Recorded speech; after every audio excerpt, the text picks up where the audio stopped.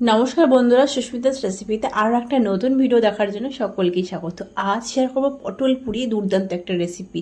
পটল পুরি এত সুন্দর লোভনীয় একটা রেসিপি হয় ভাবতেও পারবে না। আর এর জন্য বেশ কিছু পটল নিয়েছি। তো পটলটাকে প্রথমে বেশ ভালোভাবে ধুয়ে পরিষ্কার করে জলটাকে একদম শুকিয়ে নিতে হবে। আর পটলের দুদিকে যে বোটাটাকে সেটা আমি বেশ ভালোভাবে ছাড়িয়ে নিয়েছি। আর এইবার কি করব, একটা ছুরির সাহায্যে প্রত্যেকটা পটলকে এইভাবে একটু চিড়ে দিতে হবে, মানে একটু ফুটো ফুটো করে দিতে হবে।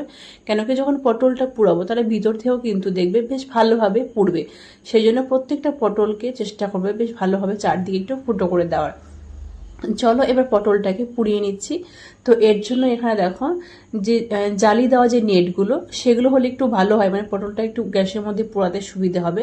গ্যাসের ফ্লেমটা অন করে প্রথমে একদম পুরোপুরি লো করে পটলগুলোকে সাজিয়ে দিলাম। তবে চাইলে কিন্তু পটলের গায়ে একটু হালকা তেল লাগিয়েও দিতে পারো, তবে আমার মনে হয় এটা দরকার হবে না।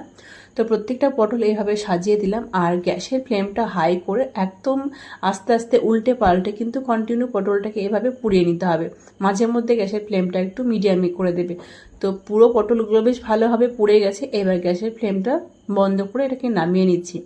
এবার বেশ ভালোভাবে যতক্ষণ না ঠান্ডা হচ্ছে ততক্ষণ এর জন্য একটু অপেক্ষা করতে হবে। আর এইবার হচ্ছে চিংড়ি নিয়েছি। তো চিংড়ি নিয়েছি একদম কুচো চিংড়ি নিয়েছি, আর তার থেকে একটু বড় আছে। তো কুচো চিংড়িটাকে ওইভাবে ধুয়ে রেখেছি, আর যে বড় চিংড়িটা সেটা আমি একটু বেছিয়ে নিয়েছি। তো এইবার এটাকে নুন হলুদ দিয়ে বেশ ভালোভাবে ম্যারিনেট করব। তো দিয়ে দিচ্ছি সামান্য পরিমাণে হচ্ছে নুন, আর দিয়ে দেবো হলুদ। বেশ ভালোভাবে মেখে এটা সাইডে করে রাখবো। আর যে কুচো চিংড়িগুলো আছে সেটা আমি অন্য কোনো রান্নায় ব্যবহার করব। ওই কুচো চিংড়ির মানে রেসিপিটা কিন্তু অসম্ভব ভালো লাগে। তো সেটা আমি পরে তোমাদের দেখাবো। আর এদিকে কড়াই দিয়ে দিলাম বেশ কিছুটা রসুনের কোয়া, আর দিয়ে দিলাম কাঁচা লঙ্কা 4-5টা, আর শুকনো লঙ্কা আমি দিয়ে দিচ্ছি 2-3টে। তবে লঙ্কার পরিমাণটা একটু বেশি হলে কিন্তু ভালো হয়, আর ঝালটা তোমাদের পছন্দ অনুযায়ী দেবে। শুকনো খোলাতে একদম লো টু মিডিয়াম ফ্লেমে ভেজে নিতে হবে। আর শুকনো লঙ্কাটা ভাজা হয়ে গেলে এটাকে তুলে নামিয়ে নেবে। কেন কি শুকনো লঙ্কাটা পুড়ে গেলে কিন্তু সেটা খেতে একদমই ভালো লাগবে না। ওই জন্য আমি শুকনো লঙ্কাটাকে আগে তুলে নিলাম, মানে শুকনো লঙ্কাটা খুব বেশি কিন্তু ভাজার দরকার নেই। এবার বাদ বাকি যে কাঁচা লঙ্কাটাকে সেটা একদম পুরোপুরি সুন্দর করে শুকনো খোলাতে ভেজে নিলাম, যেন কাঁচা গন্ধটা যেন লঙ্কা না থাকে। এবার সামান্য কালো জিরে দিয়ে একটু নাড়াচাড়া দিয়ে আমি এটাকে নামিয়ে নেব। অনেকে কালো জিরে পছন্দ করে না কিংবা খায় না, তারা এটাকে অ্যাভয়েড করতেই পারো, কিন্তু একটু কালো জিরে দিলে কিন্তু খেতে বেশ ভালো লাগে। ওই কড়াইয়ের মধ্যে একটু তেল দিয়ে চারদিকে ছড়িয়ে দিলাম। এবার যে ম্যারিনেট করে রেখেছি চিংড়িটা, সেই চিংড়িটা আমি ভেজে নেব। আর এই সময় গ্যাসের ফ্লেমটা একদম পুরো লো টু মিডিয়ামে রাখলাম। আর বেশ লাল লাল করে চিংড়িগুলোকে ভেজে নেব।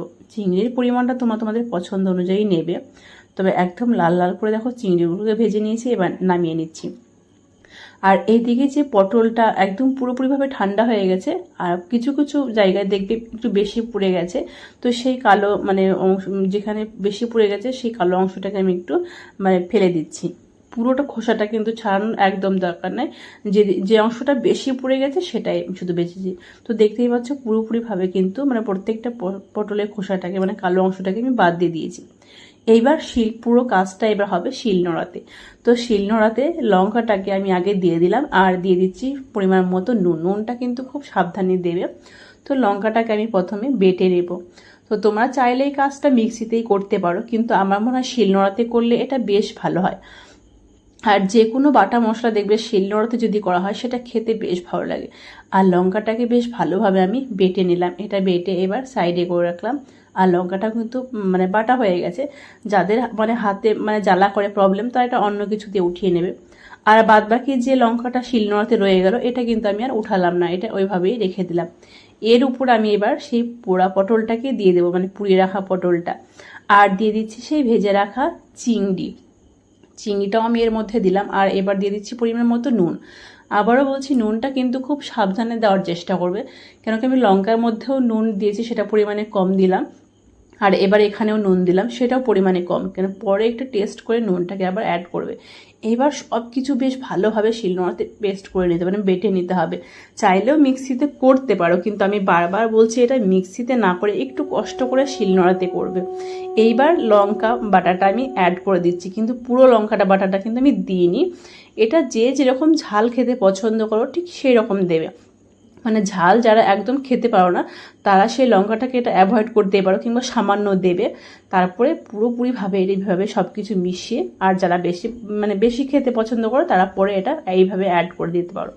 তো গরম ভাতে জাস্ট অসাধারণ লাগে, 1 চামচ নিয়ে খেয়ে দেখবে দুর্দান্ত লাগে, মানে বারবার কিন্তু এটা তৈরি করবে। তো এই ভিডিওটি কেমন লাগলো অবশ্যই লাইক কমেন্ট বেশি বেশি করে শেয়ার করে দিও। আর যদি এই ভিডিওটি ফেসবুক থেকে দেখো তো পেজটিকে ফলো করার অনুরোধ রইল। আর যদি ইউটিউব থেকে দেখো তো চ্যানেলটিকে সাবস্ক্রাইব করে দিয়ে পাশে থাকা বেল আইকনটি ক্লিক করে দিও সবার আগে নতুন কোনো রেসিপির আপডেট পেতে। আর এইবার যেটা করলাম সেটা হচ্ছে একটু দিয়ে দিলাম কাঁচা সর্ষের তেল। যে কোনো ভর্তাতে সর্ষের তেল দিলে কিন্তু অসম্ভব ভালো লাগে। তো আজকের মতো এই পর্যন্ত।